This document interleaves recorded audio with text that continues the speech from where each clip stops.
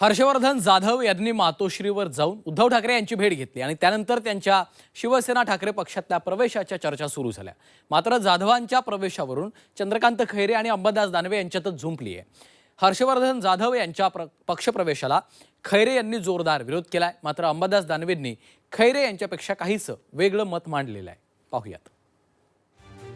ते मॅटर संपलं, कालच संपलं। आले का पक्षात? नाही, कालच संपलं। नाही पक्षात आले का? पक्षात घेतलेलं नाहीये। हर्षवर्धन जाधव आणि उद्धवजी भेटले ना काल मातोश्रीवर, हे तर सत्य आहे।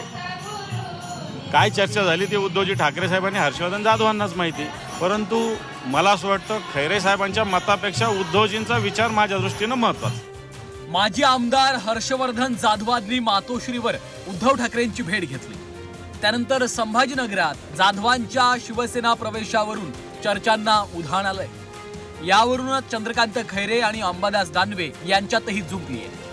जाधवांच्या शिवसेना प्रवेशावरून चंद्रकांत खैरे संतापले, कारण 2019च्या लोकसभा निवडणुकीत हर्षवर्धन जाधवांमुळेच पराभव झाल्याचा खैरे यांच्या मनात राग आहे।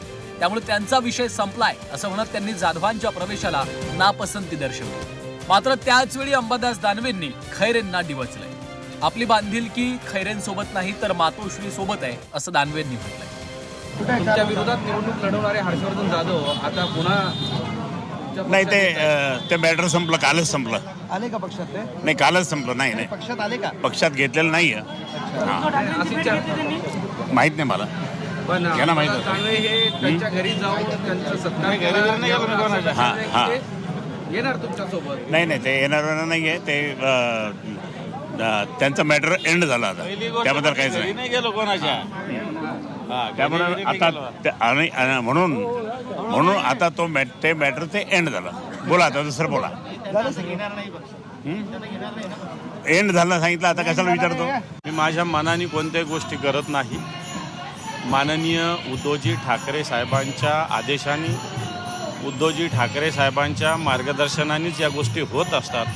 मी काही पक्षातला अधिकारी नाही, कोणाला घ्यायचं कोणाला काढायचं।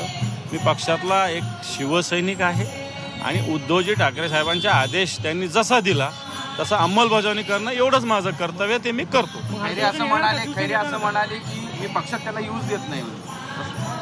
हर्षवर्धन जाधव आणि उद्धवजी भेटले ना काल मातोश्रीवर, हे तर सत्य आहे। काय चर्चा झाली ते उद्धवजी ठाकरे साहेबांनी हर्षवर्धन जाधवांनाच माहिती।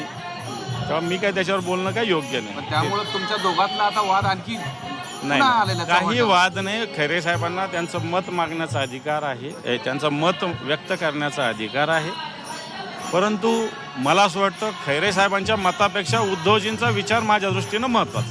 बरं, या दोघांमध्ये ज्या हर्षवर्धन जाधवांवरून वाद सुरू आहे ते मात्र आपण उद्धव ठाकरेंची भेट घेतल्याचं मान्य करतायत। मात्र ही भेट जागतिक अर्थव्यवस्थेवर चर्चेसाठी असल्याचं त्यांचं म्हणणं आहे।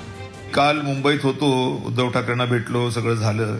पण त्याच्या अगोदर मी मंत्रालयात गेलो होतो आणि मंत्रालयामध्ये गेल्याच्या नंतर अतिरिक्त मुख्य सचिव म्हणजे मुख्य सचिवांच्या खाली काम करणारे विभागाचे जे सर्वात मोठे अधिकारी असतात, ते वित्त विभागाचे एक सर्वात मोठे अधिकारी यांना मी भेटलो आणि भेटल्याच्या नंतर त्यांच्याशी चर्चा केली।